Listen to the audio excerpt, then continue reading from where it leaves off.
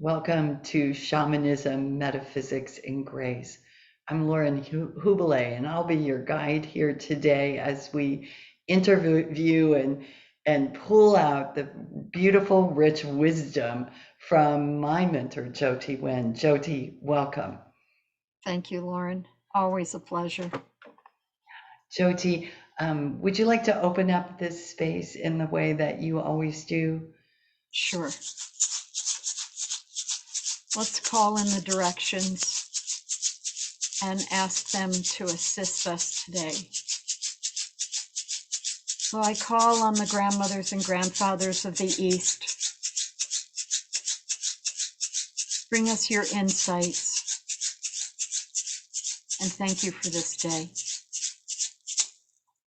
Grandmothers and grandfathers of the South, place our feet on the right path for us. And thank you for this day.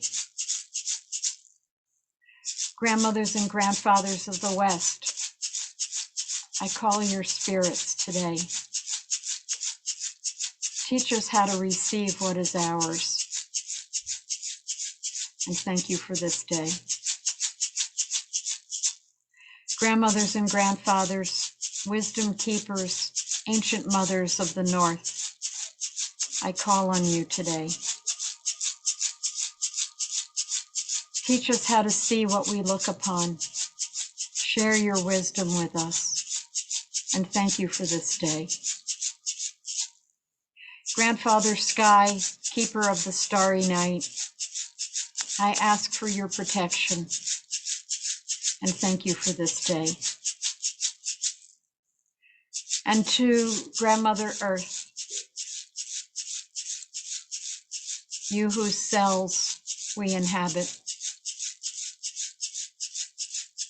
you who give our bodies breath and life, thank you for this day. And to that wise woman, that grandmother who lives in our hearts, may she also be present. And thank you for this day.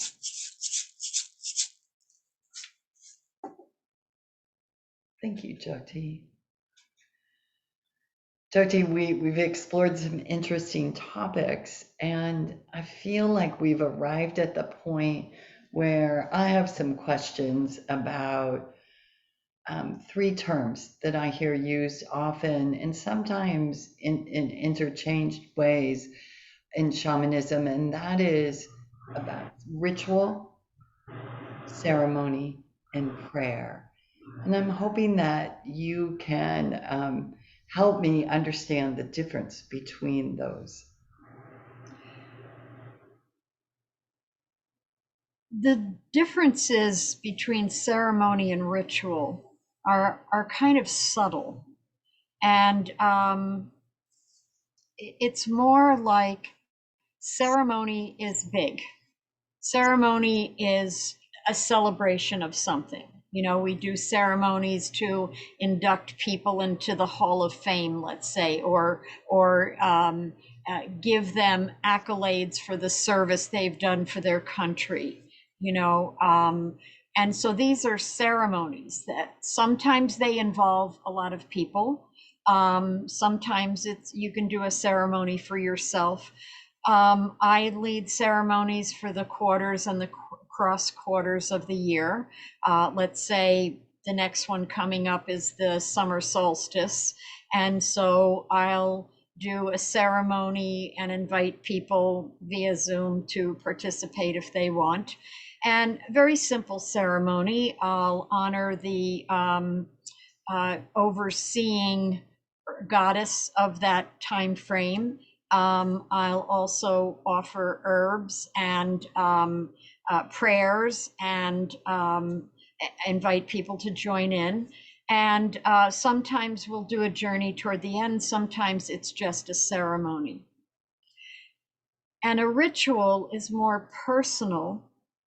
A ritual is doing the same thing each time. So the calling in of the directions is a ritual more than a celebration, even though we are celebrating and sometimes petitioning for help those spirits and those places. But a ritual, I believe that, the subconscious doesn't speak English. It speaks in symbolic form, like in our dreams.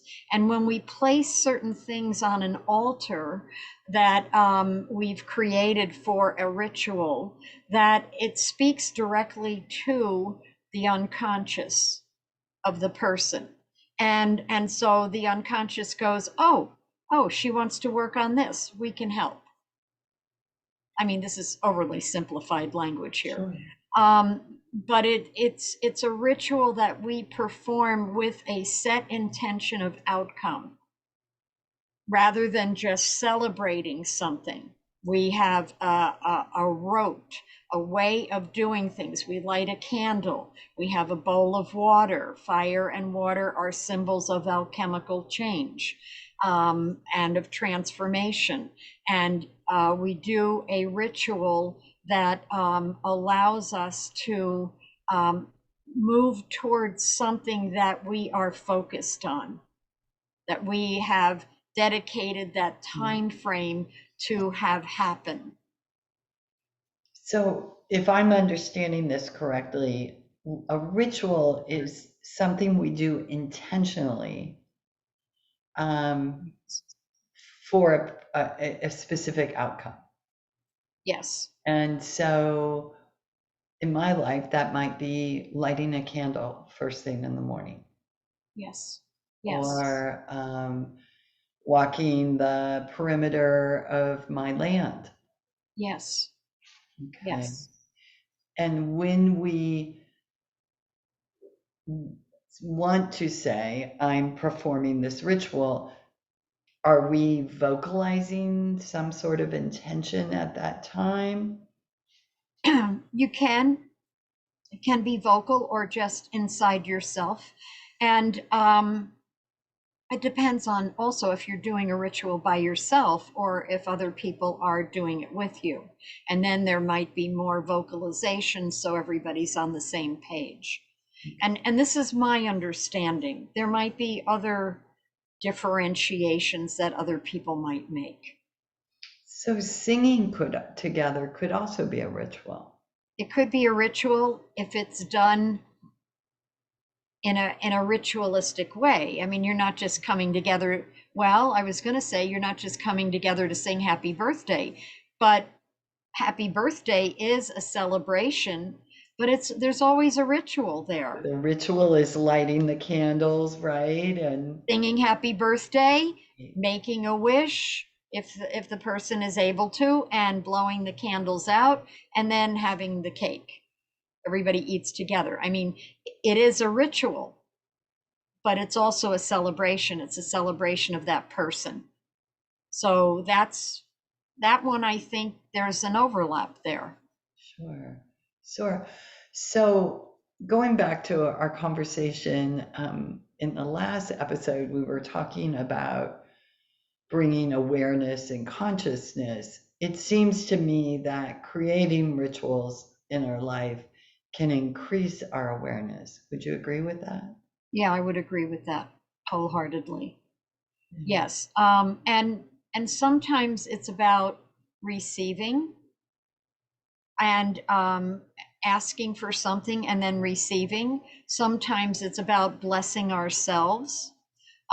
Sometimes it's about just invoking other energies in a way that's different from prayer. Okay, so let's step into prayer for a moment.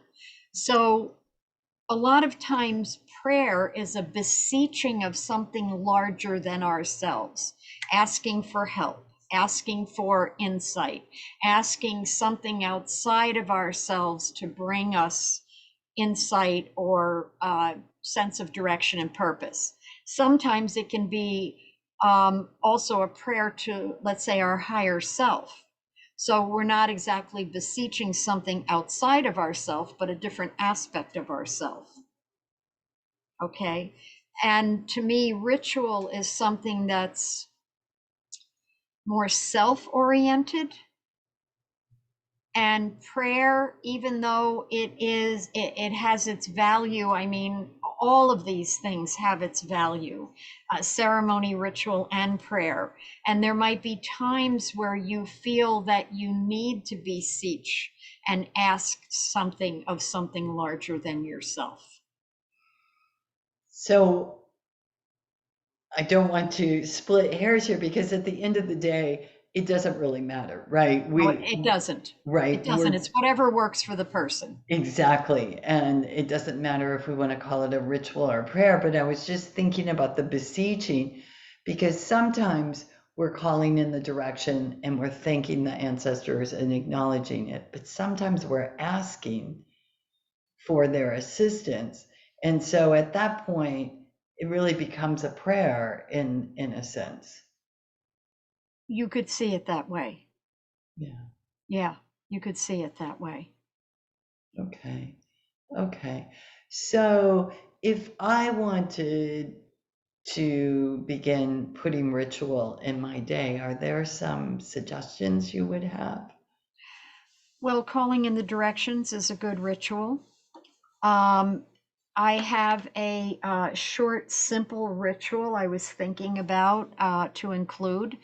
Um, and so it would look like this. You would sit quiet and breathe out the concerns of the day, maybe listen to your breath, maybe do what they now call box breathing, that 4 breaths in, or not 4 breaths in, but breathing into the count of 4, holding in to the count of 4, releasing to the count of 4, and holding out to the count of 4. And that kind of just brings you back to yourself. Something you could do is to take a small bowl of water and just holding it in your hands and visualize light coming down through the top of your head from the higher realms, you could say, and coming down through your head, through your arms and hands, and charging the water with light. And just bringing that light down into that bowl of water, charging it, and then taking little bits of that water and just blessing yourself with it. You've charged it with light. You can anoint your chakras, each of them. You can just bless yourself with that water, with that light that you've brought into your sense of being. You've charged it yourself. You can do a very similar thing with a candle, where you take a lit candle and you just scoop from the top of your candle holder above your flame. You just scoop that light and bless yourself. Bring it to your brow chakra, your crown chakra, your throat chakra, your heart chakra, and just bless yourself with the light, with that flame of divinity, of essence, life essence, courage, all the things that fire represents, and you just scoop it. And so fire and water are symbols of alchemical change, and so they go together in the sense of blessing and asking for transformation and finding ways of doing simple things like that for yourself. You can have a favorite tree that you enjoy a relationship with, and you can go and just put your back up against the tree or sit underneath the tree and just ask for its blessing. And you can put your hand on the tree and give that tree your hellos and your blessing, so that you're not always asking, you're also giving back.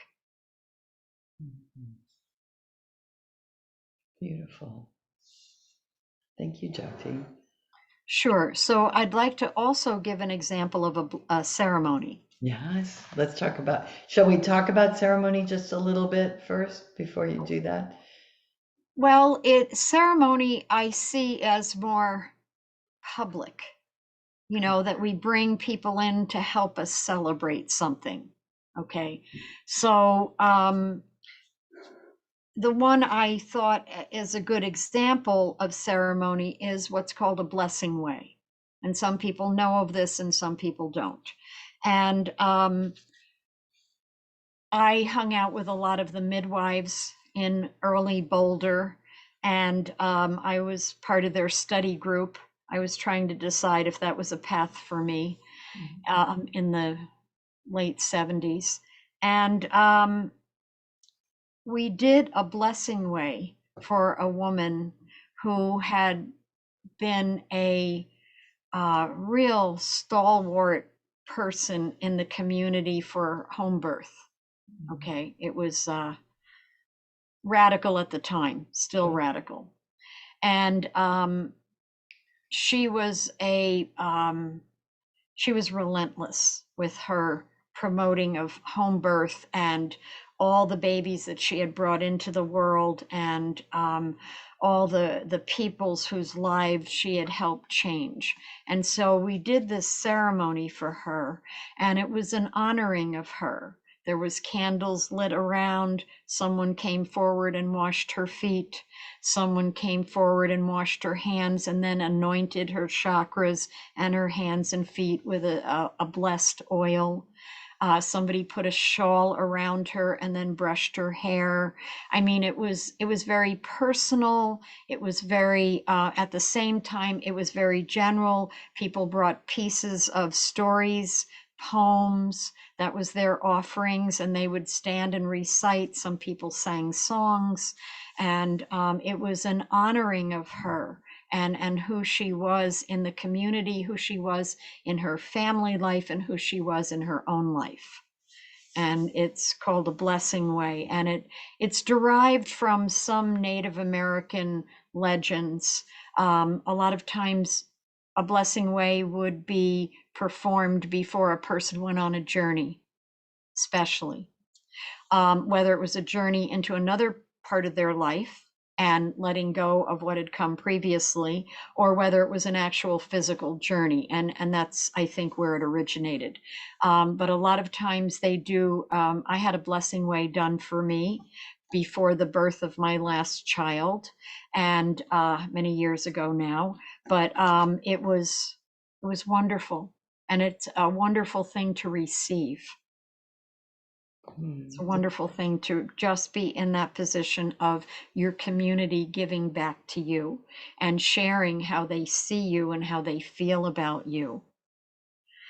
So that's a ceremony that is not so much a ritualistic outcome that is being looked at as much as a celebration of something, celebration of that person's life.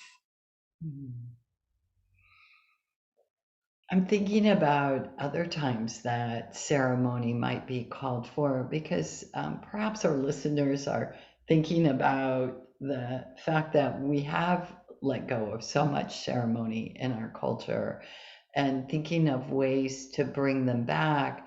I know you celebrate the quarters of the year, right? And maybe just speak a little bit about that, Jyoti, and how someone might find out a little bit more about that. Well, Sandra Ingerman wrote a book on the book of ceremony. There are things online that if you Google, let's say, summer solstice or goddess of the summer solstice or plants of the summer solstice, you can read more, you can find resources. I don't have a bibliography at hand. And in a lot of women's circles, goddess circles, witches' covens, they celebrate the quarters and cross quarters of the year. And so, excuse me, and so there's 8, the 4 quarters and then the 4 cross quarters, the celebration in between each one of the quarters. And so they usually have an overriding figure, deity, goddess figure, saint, and so you can find them easily online. And so let's take Imbolc. So that's early February. And the overriding, from a Celtic point of view, the overriding figurehead is Bridget, taken over as Saint Bridget, uh, as Christianity came in. But originally, the goddess Bridget, goddess of the hearth, goddess of poetry, and the healing arts. And so she would be invoked during a celebration where there's water, there maybe some holy water of some kind, maybe candles, maybe flowers, dried herbs, dried flowers to sprinkle the altar with and celebrate her and acknowledge her and her influence. It was the time of the lambs being born, the ewes birthing the lambs, while there was still very tender leaves that had just started to grow so that the lambs would have something to eat after the nursing phase. And so, I mean, it's grounded in the land stories, not just kind of a myth of some kind. It's grounded in the land and the needs of the people and the animal kingdom as well. And so it would just be a simple ceremony, maybe some prayers, maybe some invocations, and a ceremony, just expressing our gratitude and thanks for what's been given. Beautiful. Yeah, I think if folks looked up Celtic shamanism, I think they might come across Absolutely. some beautiful ideas there too. Yes. Yes. I'm thinking also of these ceremonies for women as they hit that age, right? And these crone ceremonies. That's another way to celebrate. And also the beginning of menopause. Yeah. And also the beginning of your bloods, your first bleeding time, your first menstruation, honoring the young woman, honoring her passage into adult womanhood, you know, blessing her body, honoring her body, honoring her feelings, songs and prayers, you know, to celebrate her and who she's becoming. And menopause, that change, that change. I call it the queen phase. There's the virgin mother, queen, and crone. Some people have the triple goddess. For me, it's the quadruple, because to me, the queen phase at menopause is a time of giving back your steps of how you've achieved or grown to understand life, and you give your pieces back, and then the crone comes after that. Lovely. Okay, so we've talked about ceremony, we've talked about ritual. Let's talk about prayer. So prayer is, I think a lot of people use prayer as a means of expressing their depth and their acknowledging of something larger than themselves. And they beseech that, they ask for help, they perhaps have a desired effect that they would like to see happen. If you're praying for somebody who's ill, okay, and you ask deity, saints, whoever you look to, something larger than yourself for that help for that person. The difference between, let's say, prayer and visualization or meditation would be that prayer, you'd be asking for something else to do something for you, where if it was ritual or meditation, you might be surrounding that person in light yourself and picturing their healing and holding that as like a thought form for them to grow into, perhaps, if that's their destiny. So there's a little bit difference in my thinking of meditation, visualization, and prayer. Lovely. They all have their place. And prayer can be part of a ceremony or ritual. Oh, absolutely. Absolutely. Yes, there's times when I'm doing a course, these prayers will just come to me, uh, to a specific being, and asking for guidance for the group, and asking for healing, and asking for protection. So it's definitely a beseeching type of movement. Yeah, beautiful. So I know you have a prayer to close us with, Jyoti, but is there anything else on this topic you think we need to tap into before we reach that? I think that some people are just naturally ritualistic, and ritual to them is like breathing. And I have to thank my early days Catholicism for that introduction to ritual that just met someplace in me. I'm very ritualistic and ceremonial. And so I have to thank that and be grateful for that, because it led me into larger ways of looking at that and working with all of that. But it fed me as a child. It fed me at the time, and allowed me to see parts of myself in a way that as I got older, looking back, I could see the origins of how ritual and ceremony affected me, and prayer as well, and meditation and visualization and all of those tools that we have. So some people are more prone to that. Other people, it's a stretch.